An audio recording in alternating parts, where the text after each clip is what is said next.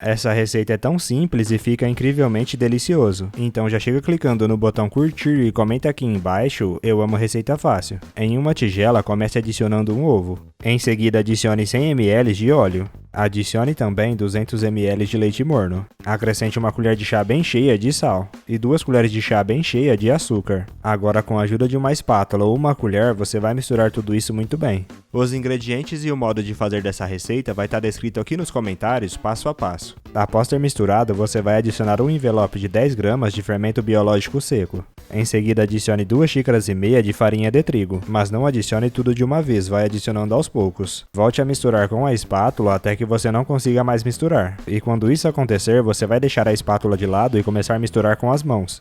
Deixe aqui nos comentários a cidade de onde você está assistindo. Eu quero te mandar um grande abraço e te agradecer por ter compartilhado essa receita. Após ter adicionado toda a farinha e misturado até virar uma massa, você já pode parar de misturar. Este é o ponto ideal. Você vai pegar um pano, cobrir essa massa e deixar crescer de 30 a 40 minutos. Ela não precisa dobrar de tamanho, apenas crescer um pouco. Agora você vai retirar a massa de dentro da tigela e colocar em uma mesa. Em seguida, enrole essa massa um pouco até ela virar um cilindro. E não precisa enrolar demais, deixe ela um pouco grossa. Com a ajuda de um cortador, você vai cortar essa massa em tamanhos menores. E tente cortar elas para que fique com o mesmo peso. Se você chegou até aqui, é sinal que está gostando da nossa receita, então já clica no botão compartilhar e compartilha esse vídeo com todos os seus amigos. Para você não vai custar nada e para nós vai fazer toda a diferença. Após ter cortado, reserve esses pedaços aí ao lado. Agora polvilhe um pouco de farinha na mesa e coloque um pedaço em cima dessa farinha. Com a ajuda de um rolo, você vai abrir essa massa de comprido, deixando ela com uma espessura nem muito fina e nem muito grossa. Em seguida, utilize um cortador de pizza para cortar essa massa em 3 tiras, mas não separe essas 3 tiras, deixe um pedacinho de massa lá em cima sem cortar para que elas fiquem unidas. Agora você vai entrelaçar essas tiras para que vire uma trancinha. E no final você vai apertar as 3 pontinhas para que elas se unam. Em seguida enrole essa trança igual eu estou fazendo e no final ela vai ficar com um formato de flor.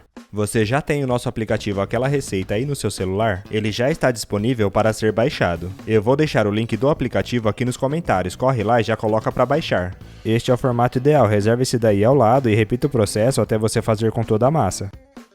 Após ter feito com toda a massa, pegue uma assadeira bem grande e coloque por cima dela um pedaço de papel antiaderente para cozimento. E se você não tiver esse papel, pode untar a sua forma com manteiga e farinha. Agora passe todos os pãezinhos para dentro da assadeira. E para finalizar, você vai pincelar uma gema de ovo por cima de todos esses pãezinhos. Leve essa assadeira ao forno pré-aquecido a 200 graus e deixe assar de 25 a 35 minutos. Esse tempo pode variar de acordo com a potência do seu forno. E a nossa receita já está pronta, você já pode passar um cafezinho e se deliciar.